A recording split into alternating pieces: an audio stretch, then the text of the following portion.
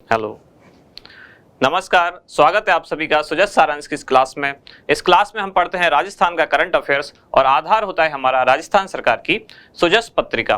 तो शुरुआत करते हैं आज की हेडलाइन के साथ। सबसे पहली न्यूज क्या है? किसानों को बकाया ऋण और पशु बीमा पर अनुदान मिलेगा। तो सरकार दो योजनाएं शुरू करने वाली है। कौन कौन सी?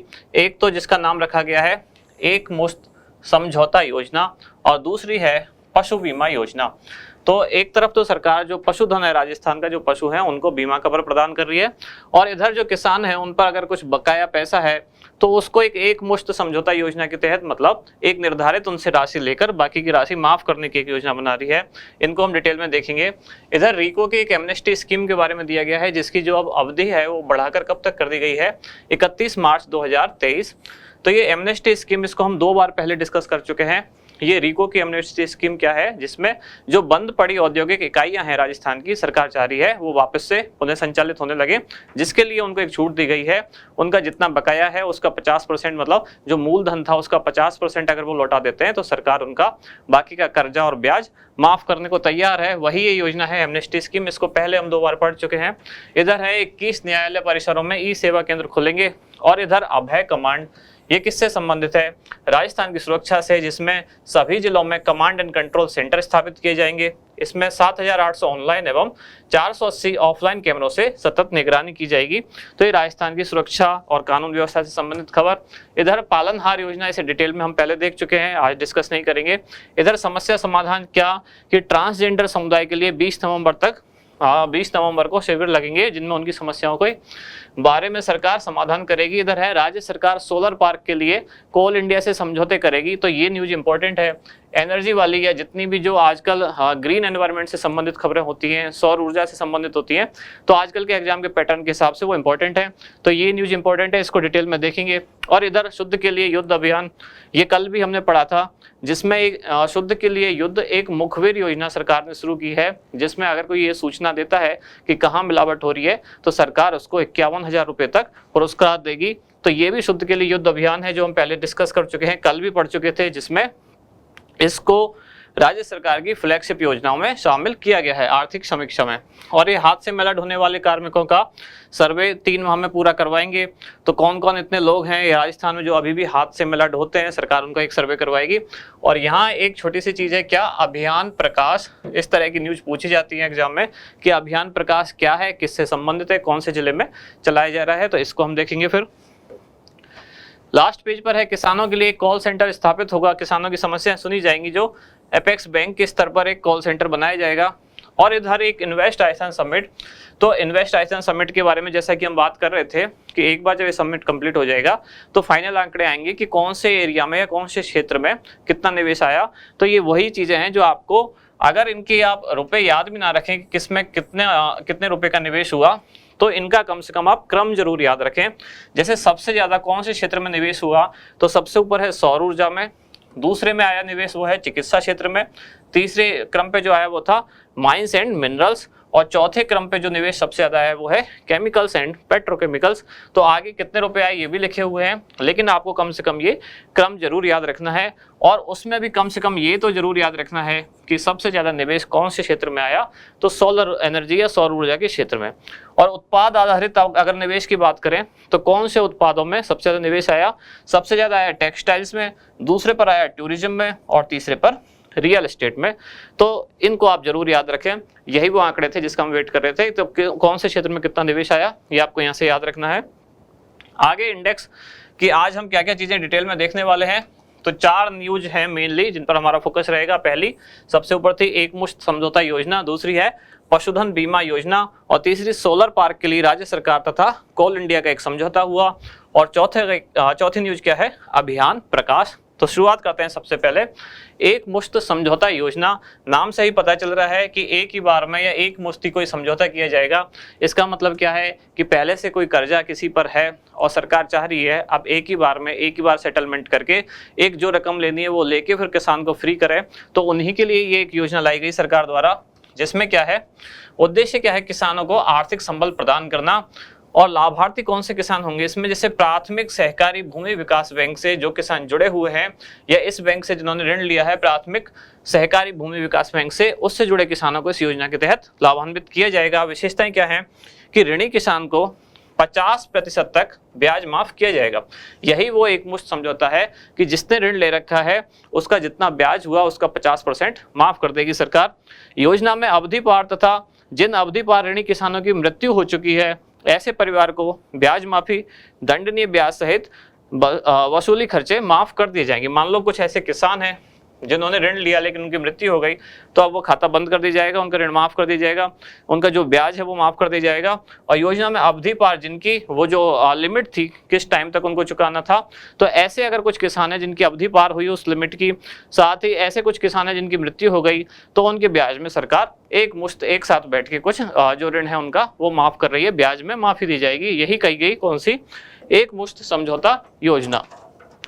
इसमें एक खास नोट याद रखना है क्या कि जो दीर्घकालीन कृषि ऋण का समय पर चुकारा करने वाले जो किसान थे उनको भी ब्याज में 5% तक क्या दिया जा रहा है, अनुदान देना इस योजना में प्रस्तावित है। इसका मतलब क्या हुआ, सरकार एक ये भी योजना ला रही है कि जो दीर्घकालीन कृषि ऋण चल रहा था किसानों पर, अगर किसान टाइम टू टाइम उसका जो उनका ब्याज की जो किस्त बनती थी उसको अगर टाइम टू टाइम भर रहे हैं, तो ऐसे किसानों को भी ब्याज पर 5% तक क्या दी जाएगी, छूट दी जाएगी। और यह योजना भी इसी वर्ष लागू की जाएगी। इनकी अभी एग्जैक्ट डेट आई नहीं है, ये योजना अभी लागू की जाएंगी, सरकार द्वारा इनका अनुमोदन बाकी है, तो जब ये लागू होंगे तब इनकी फाइनल डेट आएगी। अब आगे चलते हैं अगले न्यूज की तरफ, जो क्या है, पशुधन बीमा योजना राजस्थान। नाम से ही पता चल रहा है पशुओं का बीमा करना सरकार का उद्देश्य है। यही उद्देश्य में लिखा हुआ है कि राज्य के पशुओं को बीमा कवर प्रदान करना। जिसमें क्या विशेषता है, इसमें सरकार इस बीमा के प्रीमियम का 70% तक, जरूरी नहीं कि 70% तक सरकार भुगतान करेगी, बाकी का प्रीमियम जो है वो पशुपालकों को देना पड़ेगा। तो इसमें कैटेगरी भी है, जैसे कि बीपीएल, एससी और एसटी कैटेगरी वर्ग के जो पशुपालक हैं उनको प्रीमियम राशि का 30% देना पड़ेगा, बाकी 70% सरकार देगी।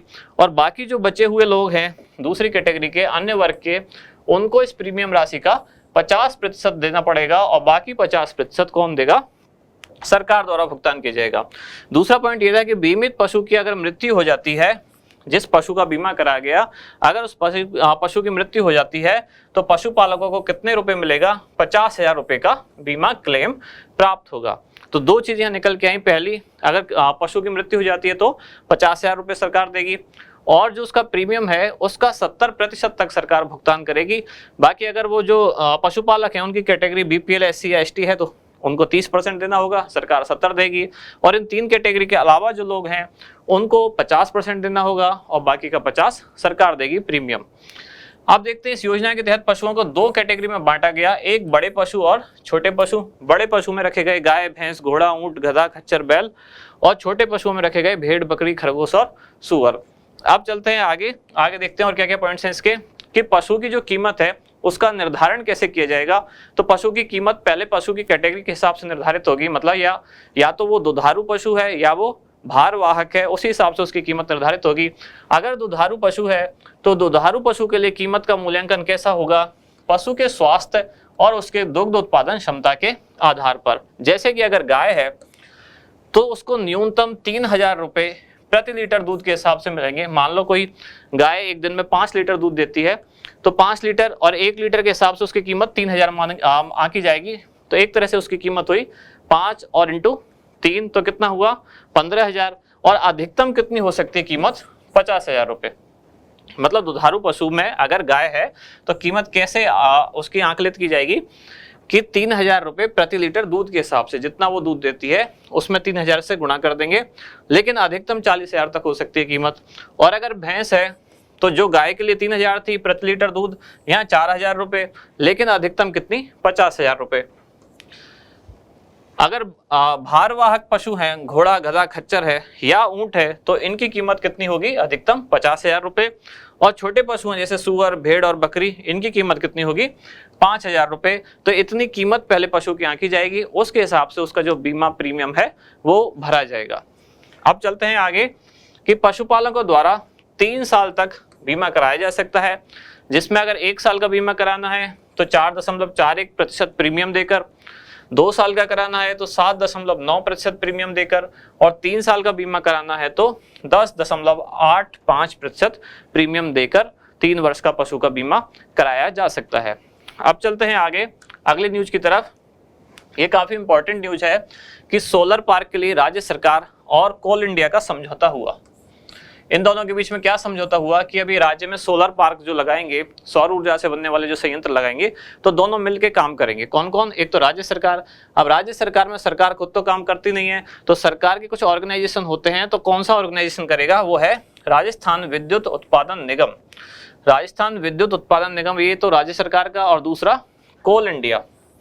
तो ये दोनों मिलकर प्रदेश में कितने, कुल मिला के 1190 मेगावाट क्षमता की सौर ऊर्जा परियोजना स्थापित करेंगे। इन दोनों इस परियोजना के लिए इन दोनों के बीच में एक सहमति पत्र पर हस्ताक्षर किए जाएंगे, और वो हस्ताक्षर किस दिन किए जाएंगे? 13 अक्टूबर 2022, यानी कि आज ये हस्ताक्षर होने वाले हैं इन दोनों के बीच में। उद्देश्य क्या है? कोयले की बचत करना, प्रदूषण में कमी करना और सौर ऊर्जा को बढ़ावा देना। सीधी सी बात है, अगर सोलर ऊर्जा से चलने वाला कोई संयंत्र स्थापित हो रहा है तो कोयले की बचत अपने आप होगी, क्योंकि जो बिजली का उत्पादन है अब वो कोयले के स्थान पर किससे होगा? सौर ऊर्जा से, और प्रदूषण में भी कमी आएगी। आगे चलते हैं। तो राजस्थान राज्य विद्युत उत्पादन निगम को 2000 मेगावाट सोलर पार्क विकसित करने का एक लक्ष्य दिया गया है। तो इसी लक्ष्य को प्राप्त करने के लिए सरकार लगातार प्रयासरत है। इसी के तहत बीकानेर की पूगल तहसील में कितना 4846 हेक्टेयर भूमि आवंटित की गई है, जहां सोलर पार्क लगाना है। और इस सोलर पार्क में 810 मेगावाट का उत्पादन कौन करेगा? यही राजस्थान राज्य विद्युत उत्पादन निगम स्वयं ये करेगा 810 मेगावाट का, और बाकी 1190 मेगावाट जो बचे इसका उत्पादन कौन करेगा? कोल इंडिया लिमिटेड। तो यही वो समझौता है, दोनों ने कुछ अपनी जो उत्पादन क्षमता है उसका बंटवारा किया। 810 मेगावाट का उत्पादन करेगा राजस्थान राज्य विद्युत उत्पादन निगम, और 1190 मेगावाट क्षमता का उत्पादन करेगा कौन? कोल इंडिया लिमिटेड। अब एक खास बात की गौरतलब है, वर्तमान में प्रदेश के जो कोयले पर आधारित संयंत्र कितने हैं? 23, और उनसे अभी तक कितनी मेगावाट बिजली उत्पन्न हो रही है? वो है 7580 मेगावाट। ये एक सामान्य जानकारी है कि कोयले से संचालित कितनी इकाइयां हैं राजस्थान में? 23, जिनसे कुल इतनी मतलब 7580 मेगावाट विद्युत का उत्पादन किया जा रहा है। अगली न्यूज और लास्ट न्यूज आज की क्या है? वो है अभियान प्रकाश। तो प्रकाश से समझ में आता है क्या? तो यहाँ प्रकाश से समझ में ये आता है कि जो अज्ञान का अंधकार है उसको दूर करना, मतलब विद्या के संदर्भ में ये है, ज्ञान के संदर्भ में, शिक्षा के संदर्भ में। तो कहाँ ये चलाया जा रहा है ये अभियान? तो नागौर राजस्थान में चलाया जा रहा है। तो संचालक कौन है? एक तो नागौर का जिला प्रशासन, और साथ ही एक कंपनी इसमें सहयोग कर रही है जिसका नाम है L&T। उद्देश्य क्या है? शिक्षा से वंचित जो बच्चे हैं उनको स्कूल से जोड़ना, मतलब जो ऐसे बच्चे स्कूल नहीं जा पा रहे उनका नामांकन बढ़ाना। और ये कैसे करेंगे ये सब चीजें? तो L&T कंपनी के सहयोग से किताबें, copy, pen, pencil, school uniform, जूते, पानी की बोतल, टिफिन, मतलब बच्चों को जो स्कूल जाने के लिए जरूरी सामान है उन सारे सामानों का वितरण किया जाएगा। तो ये जो कंपनी है L&T, ये तो इन सामान का वितरण करेगी, बाकी स्कूल में इनका नामांकन कराना, अरेंजमेंट करना, एडमिनिस्ट्रेशन संभालना, ये सारा काम कौन करेगा? तो नागौर का जो स्थानीय जिला प्रशासन है वो। तो इन दोनों के सहयोग से एक अभियान चलाया जा रहा है जिसका नाम है अभियान प्रकाश। और लास्ट में जैसा कि हम क्वेश्चन डिस्कस करते हैं, आज का क्वेश्चन क्या है कि एक मुश्त समझौता योजना के तहत सरकारी भूमि विकास बैंकों के ऋणी किसानों के कितने प्रतिशत ब्याज को माफ किया जाएगा? आपके ऑप्शन है 70%, 50%, 30% और 100%। तो इसका क्या होगा आंसर, वो आप हमें बताएं कमेंट्स में। और जैसा कि अभी आपको पता है 15 तारीख से हम लोग शुरू करने वाले हैं राजस्थान का करंट अफेयर्स, जो कि 2nd ग्रेड और 3rd ग्रेड एग्जाम को टारगेट करते हुए हम मेनली पढ़ाने वाले हैं वो सारी क्लास। तो उनके लिए भी आप प्रिपेयर रहें थोड़ा। अगर आपने वो कलाम समसामयिकी वाली बुकलेट अगर आपके पास है तो बहुत अच्छी बात है, आप उसे पहले से पढ़ें। नहीं है तो आप चाहें तो उसे मार्केट से ले सकते हैं, ताकि जब हम क्लास शुरू करें तो एक बार पहले आप पढ़ के आएँ तो ज़्यादा से ज़्यादा आपको उसका फायदा मिल सके। आप मिलते हैं कल अगली न्यूज़ के साथ अगली क्लास में। धन्यवाद।